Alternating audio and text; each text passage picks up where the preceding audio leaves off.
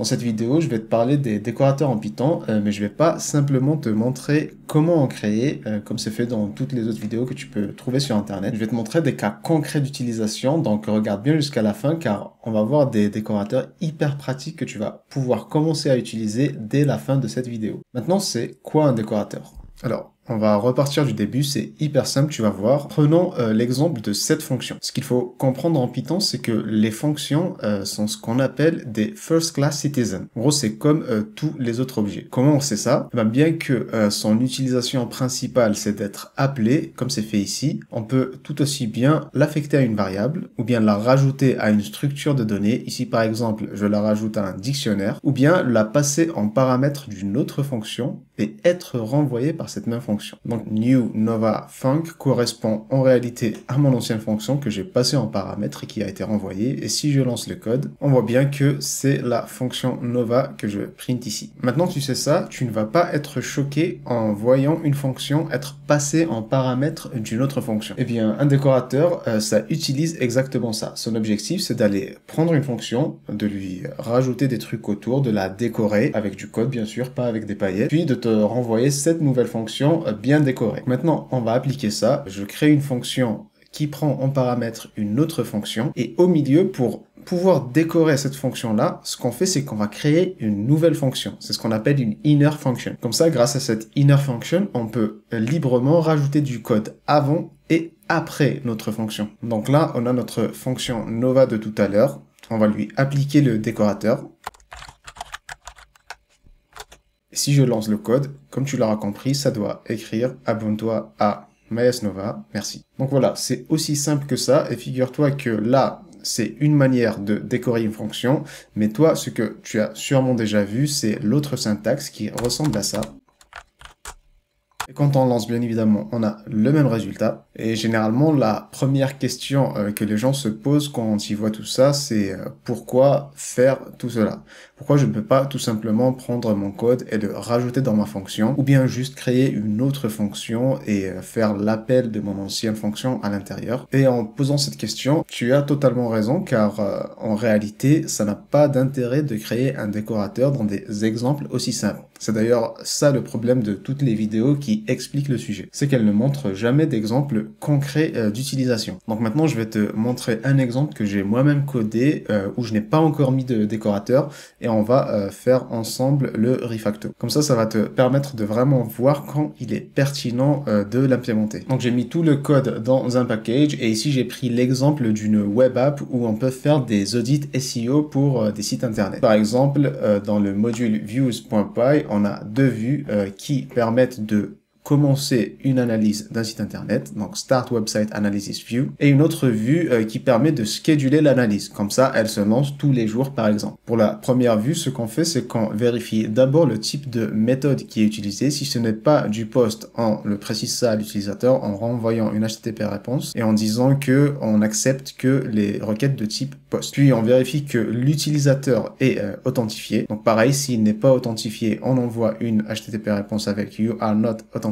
Puis il y a le cœur de la fonction, c'est toutes les tâches d'analyse qui prennent du temps, donc c'est pour ça qu'on les met dans tes background tasks. Comme ça, elles vont tourner dans des process à part. Puis on log que l'analyse a commencé pour l'utilisateur et on envoie une réponse pour préciser à l'utilisateur que cela peut prendre jusqu'à 15 minutes par exemple. Pour l'autre vue, c'est pareil, on fait les mêmes vérifications, puis on check si le job est déjà schedulé. Si ce n'est pas le cas, on le rajoute au scheduler, on log et on renvoie la réponse. Donc tout ça, c'était dans un module qui s'appelle views.py et tout ce qui concerne les tâches que je t'ai montré tout à l'heure, c'est dans un module qui s'appelle tasks.py et je n'ai pas écrit tout le code parce que j'avais la flemme, mais dans l'idée, c'est que toutes ces tâches-là font appel à des services externes. J'ai mis ici un exemple de service Google, puis SEMrush, puis on sauvegarde tout dans une base de données, par exemple. Puis j'ai mis une petite sécurité au cas où un des services n'est pas disponible, donc on attend 60 secondes, puis on retry la fonction. Bon, là, c'est du pseudo-code, il y a plein de problèmes avec cette fonction. Par exemple, ça serait bête de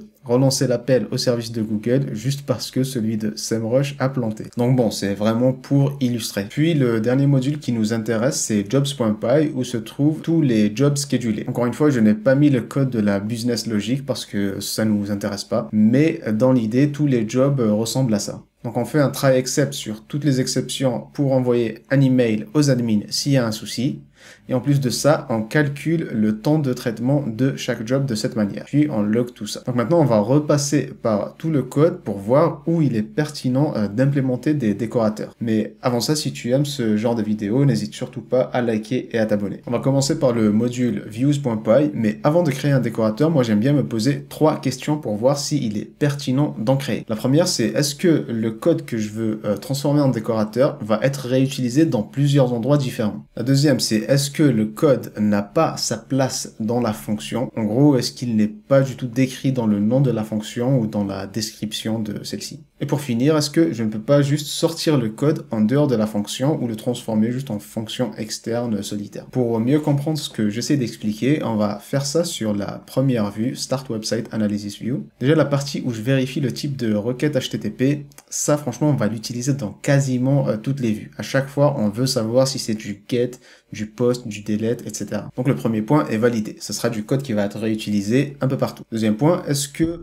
le code qui est écrit ici est bien résumé dans le nom ou la description de la fonction. Dans ma fonction, je commence l'analyse d'un site internet, donc ça n'a rien à voir avec le fait de vérifier le type de requête HTTP qui a été envoyé par l'utilisateur. Donc oui, c'est encore validé, le code n'a pas sa place à l'intérieur de la fonction. Maintenant qu'on sait cela, est-ce que je ne peux pas juste prendre le code et le sortir à l'extérieur? On ne peut pas trop faire ça parce que notre vue, c'est le point d'entrée de notre code. Donc pour moi, tout ce code-là peut être transformé en décorateur sans souci. C'est ce que je vais faire ici. Donc, on va créer notre décorateur post method required. On met notre vue en paramètre, puis on crée notre inner function et à l'intérieur, on appelle notre vue. Et avant notre vue, on fait notre condition. Si la requête n'est pas de type post, on renvoie une HTTP réponse. Pour la partie où on vérifie si l'utilisateur est authentifié, c'est exactement la même chose. Ce code n'a rien à faire dans cette fonction, on va le réutiliser partout et on ne peut pas le sortir à l'extérieur. Donc ça part en décorateur. Et d'ailleurs, il ressemble beaucoup au précédent, c'est exactement la même chose, c'est juste la condition qui change. Après, il y a toute la partie business logic, ça on n'y touche pas, car c'est vraiment le cœur de la fonction. Puis il y a la partie log, donc pareil, on se pose les mêmes questions. Est-ce qu'on va faire un log du genre dans toutes les vues? Oui. Est-ce qu'il est pertinent de le laisser dans la fonction? Là, j'ai envie de dire oui, parce que ça log un truc qui parle de la fonction en elle-même. Donc, c'est du code qu'on va laisser dans la vue. Je vais maintenant faire le refacto.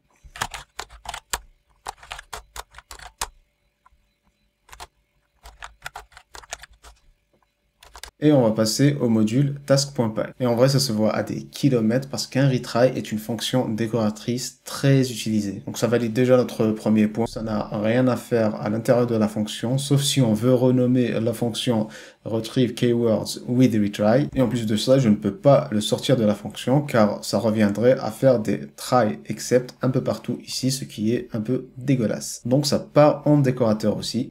Ici, c'est un peu particulier parce qu'on veut que le décorateur puisse avoir des paramètres à l'intérieur. Donc pour faire ça, ce qu'on fait, c'est qu'on va créer notre décorateur comme on a l'habitude de le faire, puis on va l'entourer d'une autre fonction qui, elle, contient les paramètres qu'on veut lui passer. On veut un paramètre sur le nombre de fois où ça retry, ainsi que le délai d'attente entre chaque réessai. Et dans notre inner function, c'est assez simple, on fait un for sur le nombre de retry, on lance notre fonction, et s'il y a une exception, si on n'est pas arrivé au dernier élément, on fait une attente, et ça va rejouer la fonction. Pareil, je vais faire le refacto.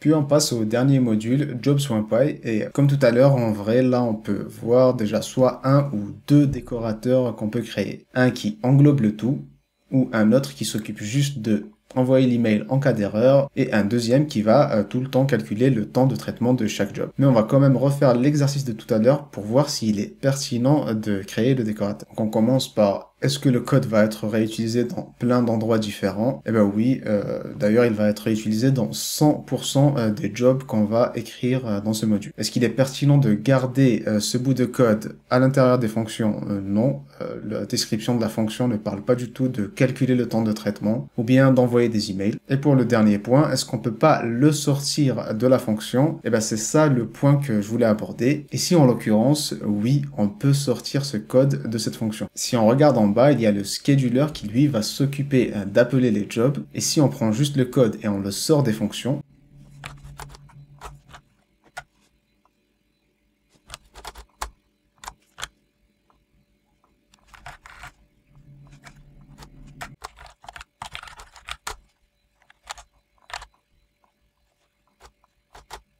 on peut voir qu'on a réussi à s'en sortir sans créer de décorateur. Après, on peut appliquer la même logique sur Schedule Job Runner, mais là, dès le premier point, on ne va pas passer car ce code-là, il va être écrit que dans le scheduler. On va pas le réécrire ailleurs. Donc ça ne sert vraiment à rien de créer un décorateur ici. Maintenant que tu es devenu expert dans la création des décorateurs, je vais directement calmer tes ardeurs car en réalité, dès que tu as une idée pour créer un décorateur, figure-toi que celui-ci a sûrement déjà été créé. D'ailleurs, tous les exemples que j'ai montrés existent déjà. Par exemple, le retry, si tu tapes sur Google, tu vas retrouver des dizaines de librairies qui font ça. Si tu veux faire du cache, c'est déjà en natif en Python. Pour tous les autres décorateurs que j'ai montré au début, tous les web frameworks de Python les implémentent de base. Donc comprends bien que c'est vraiment très rare les endroits où il est pertinent d'en créer un. Donc maintenant que tu connais le sujet, ne te casse pas trop la tête à essayer d'en créer tout le temps. Et de toute façon, quand un sera nécessaire, tu le remarqueras assez rapidement. Et si tu veux continuer à t'améliorer en Python, tu peux regarder la vidéo qui s'affiche juste à côté.